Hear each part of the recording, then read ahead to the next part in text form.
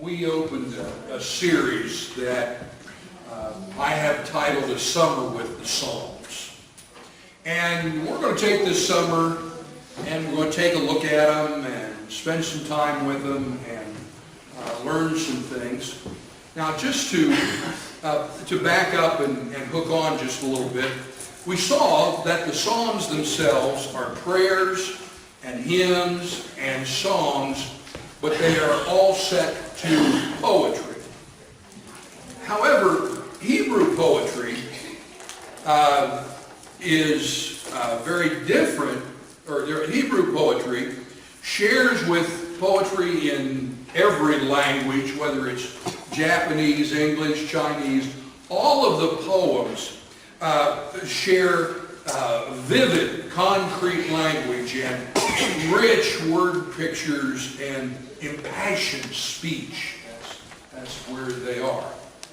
However, it differs from Western poetry, English poetry, in that the poetic lines are composed of two or sometimes three different lines, and it's called parallelism. Now, we define parallelism as a poetic line composed of two or three segments, second segment commonly shorter than the first. Now, the real creativity of Hebrew poetry is found in this combination of parallelism with its vivid pictures. So today, we're going to open our sermon by taking a look at the parallelism. We're going to talk and see it in some detail and see how it works. We're going to talk a little bit about how the various content of the Hebrew poetry and how we can classify it. And then we're going to take a look at the 37th Psalm to end our time together. So, first of all, when we start talking about Hebrew poetry and parallelisms, there's actually three different kinds of parallelism. One is echo or synonymous parallelism. What it does, it repeats what's been said. The second one is contrast or antithetic parallelism. They contrast things. And then the final one is called synthetic or creative, and it actually adds to. So let me demonstrate all of these to you. Echo or synonymous parallelism. Psalm chapter 2 verses 1 through 3 says, "Why do the nations conspire and the people plot in vain? The kings of the earth take their stand, and rulers gather together against the Lord and against his anointed one. Let us break their chains, they say, and throw off their fetters." Well, here we have a very good example of synonymous parallelism. Notice nations and people, they're synonyms. The idea of conspire and plot, they are synonyms. Kings and rulers take their stand, gather together against the Lord and against the anointed one. Can you see all these? They're just synonyms for one another and working across. And finally, they talk about let us break their chains and throw off their fetters. So when you begin to take a look, this is the most common form that you'll find the parallelism. So when you read this, when you begin to read your Psalms, you'll begin to look and notice these two lines and how they work with one another. Okay, the second we call contrast or antithetic parallelism. Notice here that we're going to talk about a difference. Here at Psalm 25 and 3, we read, "No one whose hope is in you will ever be put to shame." Okay? Well, that line actually is going to be an example of what we come next.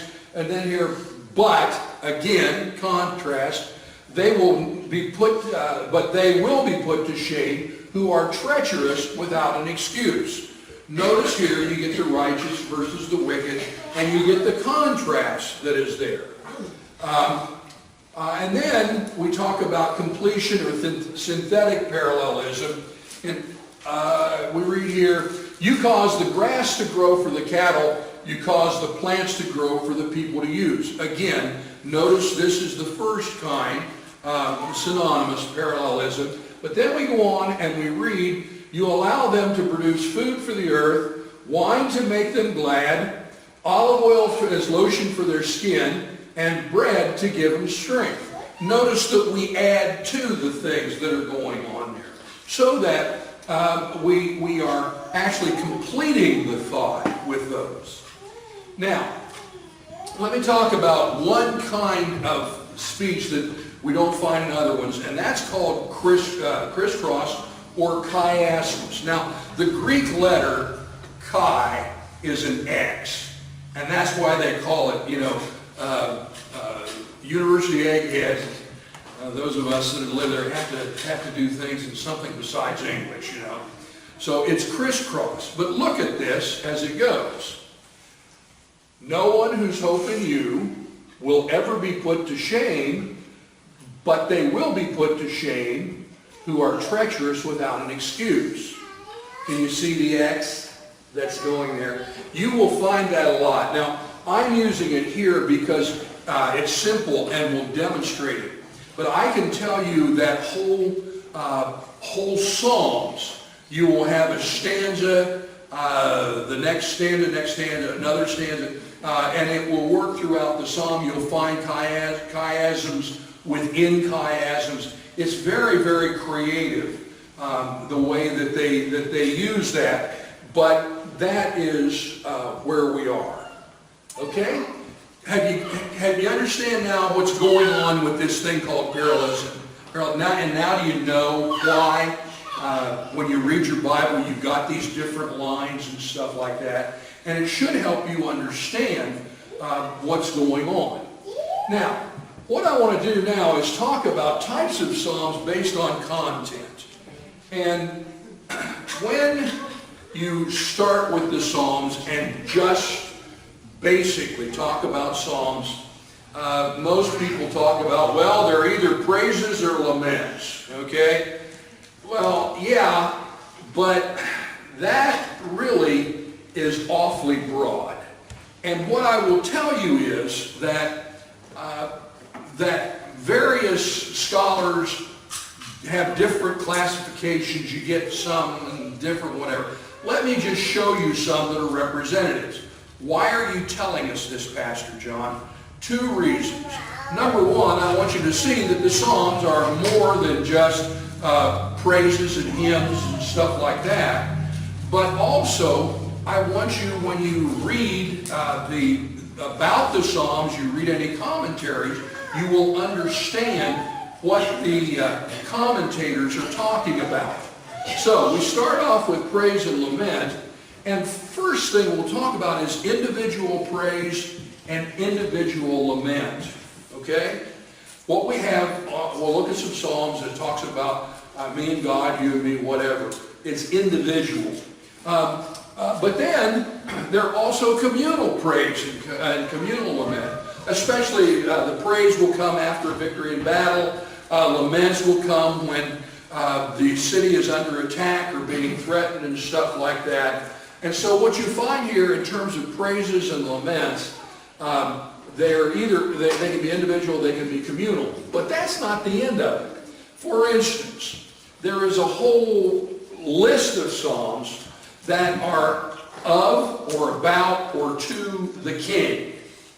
And when you realize that most of them were actually written during the time of David and Solomon's reign and whatever.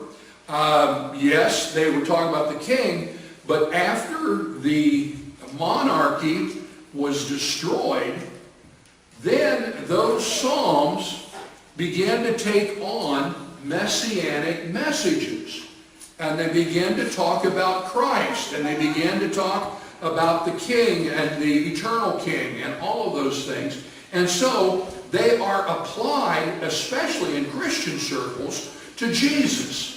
So when you read these Psalms, we need to understand, yes, they may have been written about by or for David in one sense, but today, time has come on and moved on, and actually it's a psalm talking about Jesus. And so we have that. Another thing we get, and this is something we know we don't in the church talk about hardly at all, are what we call pilgrimage psalms. Now, pilgrimage psalms were songs that were sung as the people gathered and assembled at the various Christian feasts. And so Bob talked today about the Feast of Pentecost.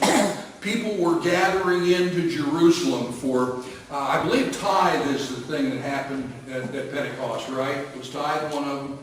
I believe that. The tithing of the first fruits and whatever happened there. Well, what would happen, and if you look at look at Psalm 121 and up through it's called a Song of Ascents.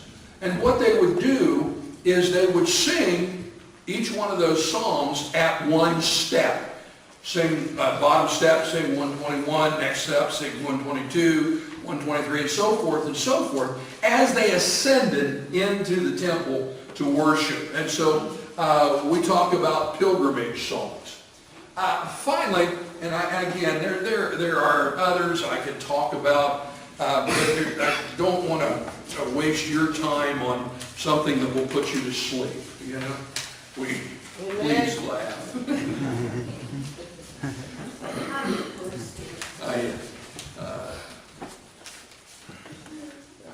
I'm thinking something, but I won't say it. What I want to talk about right now is there is a category of the Psalms that are called wisdom Psalms. Now, you folks have been around me long enough to know that I love the wisdom literature. Proverbs, Ecclesiastes, Job, Songs of Solomon, those are some of my favorite literature. And as I literally struggled this week for the psalm for us to discuss today, it wasn't until late last night that the Lord laid this on my heart. I said, yeah, we want to do this. Let's talk about wisdom songs for just a little bit. When we start talking about them, we need to know what we're reading. And so what are the characteristics of it? First of all, throughout the wisdom literature and the Psalms, you're going to see a lot of contrasting parallelism. You get the wicked versus the righteous. You'll get the wise versus the foolish. You'll get the evil versus the good.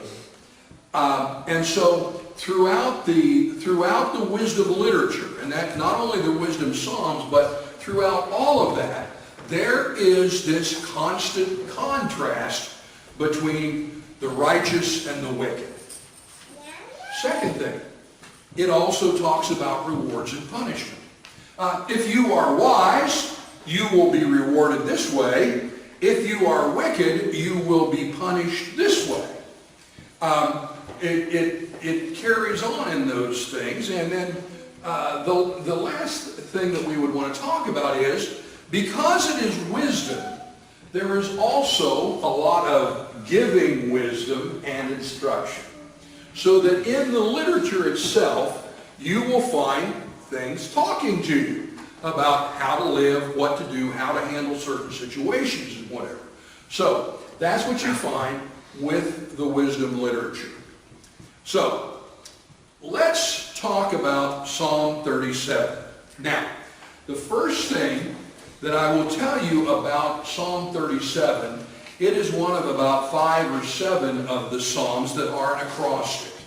Now, an acrostic is a song, and this is a psalm, at least in this particular psalm, each stanza starts with a letter of the Hebrew alphabet.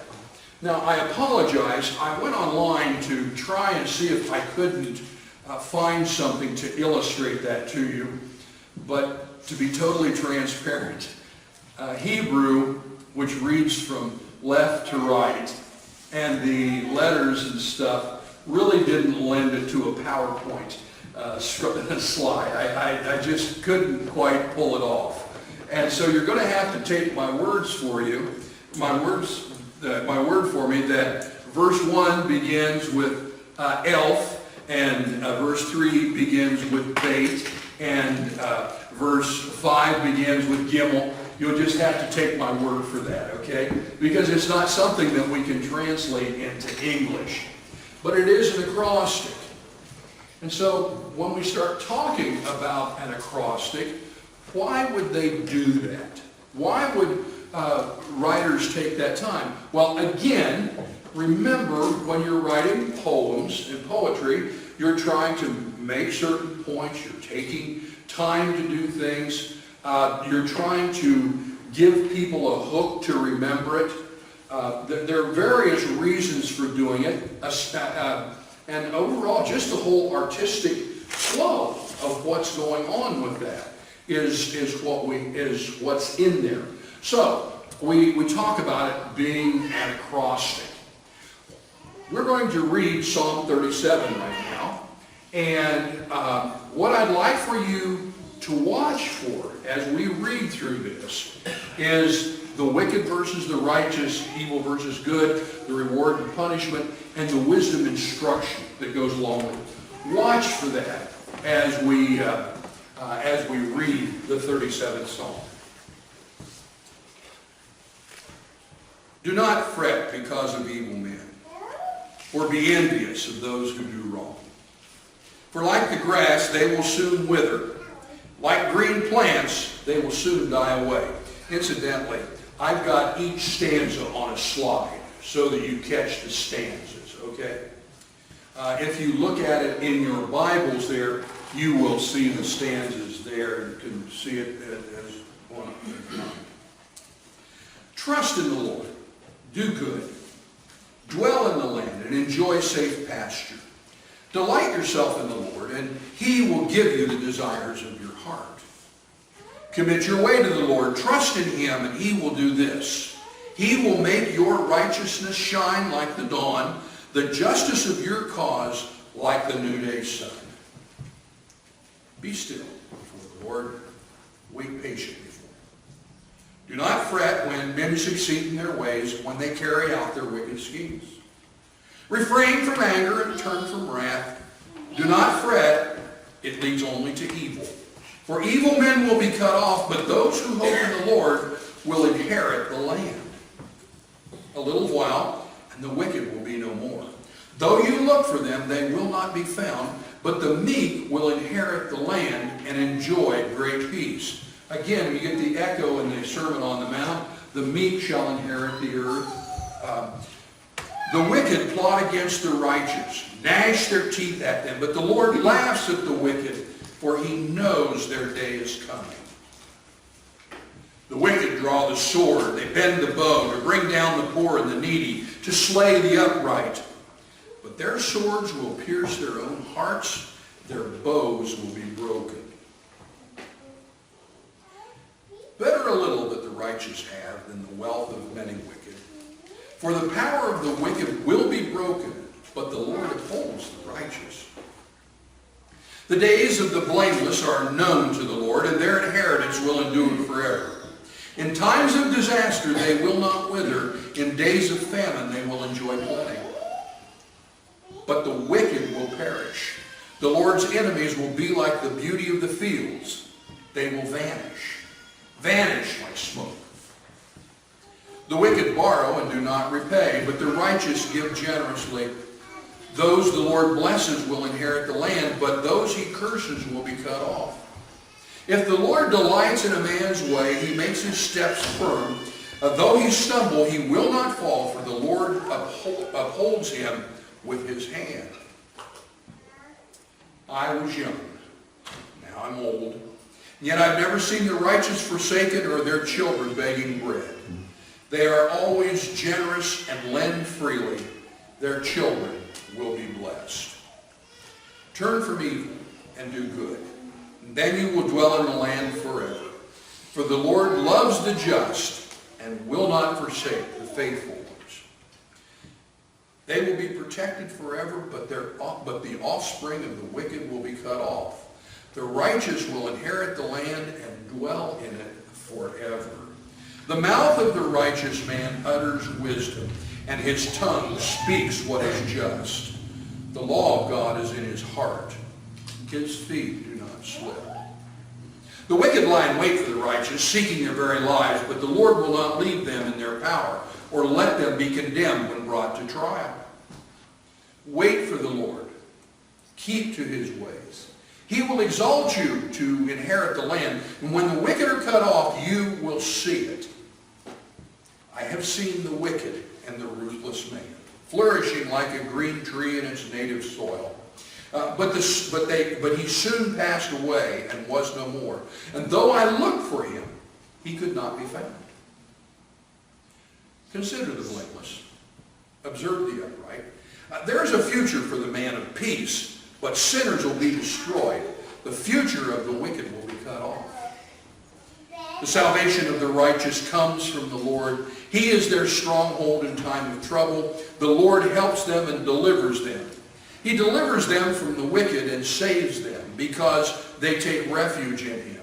Consider the blameless. Observe the... went the wrong direction. The Lord helps them and delivers them. He delivers them from the wicked and saves them because they take refuge in him.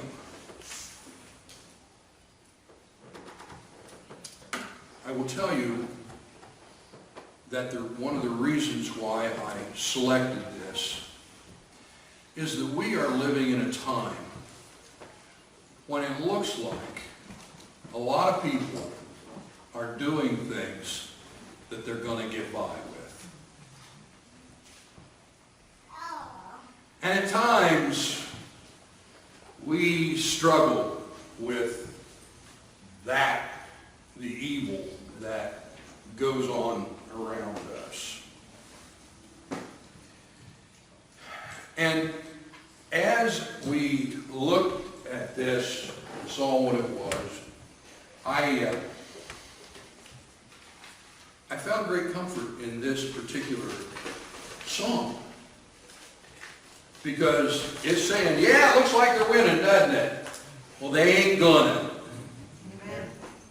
That's basically what's said. Now, we could go through verse by verse, we could talk about a lot of things, but let's just focus in on just what we should do as Christians. What should we do? 5 things the righteous are to do when the wicked seem to be getting away. And the first thing is, do not fret. Did you see what they're doing? Can you imagine that they got away with it? What's going on?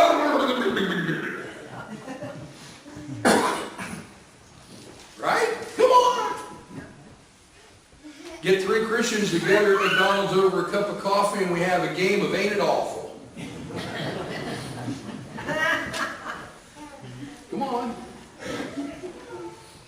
And the first thing that starts this psalm off is, do not fret. I mean, why pray when you can worry? We can fret and stew and whatever. What we will find is if we fret, it only leads to anger. Do not fret because of evil men, or be envious of those who do wrong. Why? Well, for like the grass, they'll soon wither. Like green plants, they'll soon die away. Now, for most of us, you say, yeah, God, but it's never soon enough for us. Right? But that's a discipline, too. Now, you folks have been around me long enough to know that I am a fairly passionate individual. And for me, not to fret over some of the craziness that's going on in our land requires self-discipline. The way you discipline yourself when you do this is when you begin to fret. Again, how do I use the Psalms? I go to Psalm 37, verses 1 and 2, and I pray to God, Father, you told me not to fret when people do wrong, because like the grass, they'll soon wither. Now that's a faith statement. You either believe it or you don't. Amen.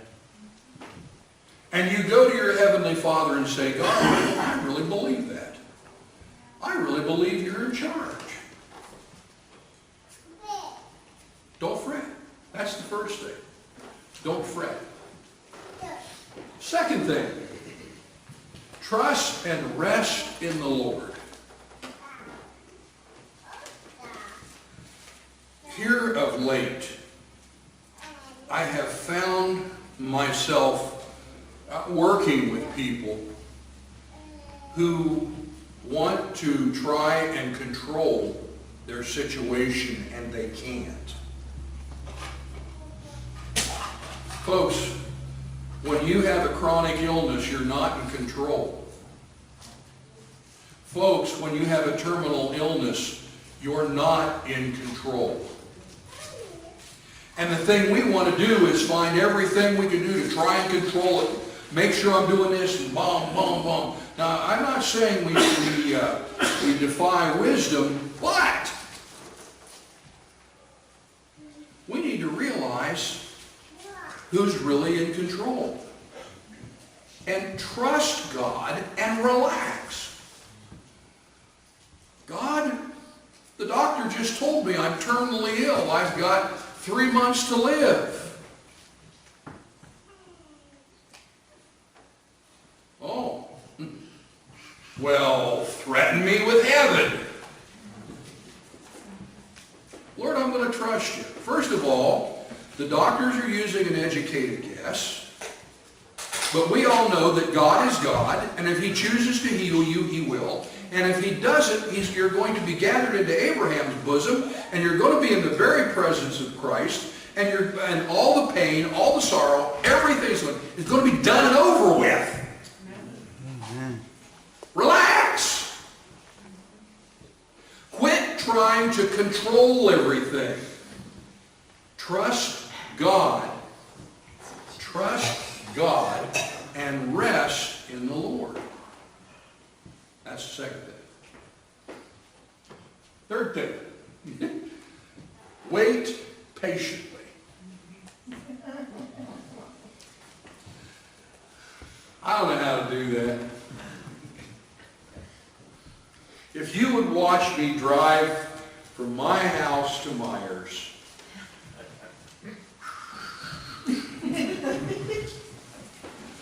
lady, don't you know speed limit's 45? Drive it or park it.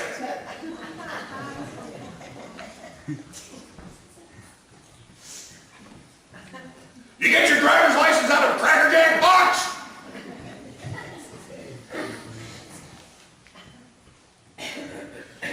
See,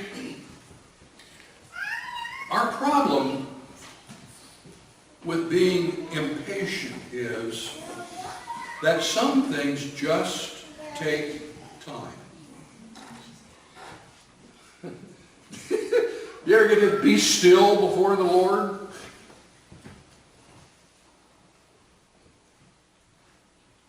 Quit talking and wait patiently for Him. One of the things that I have learned as I have matured is that some things take time to mature.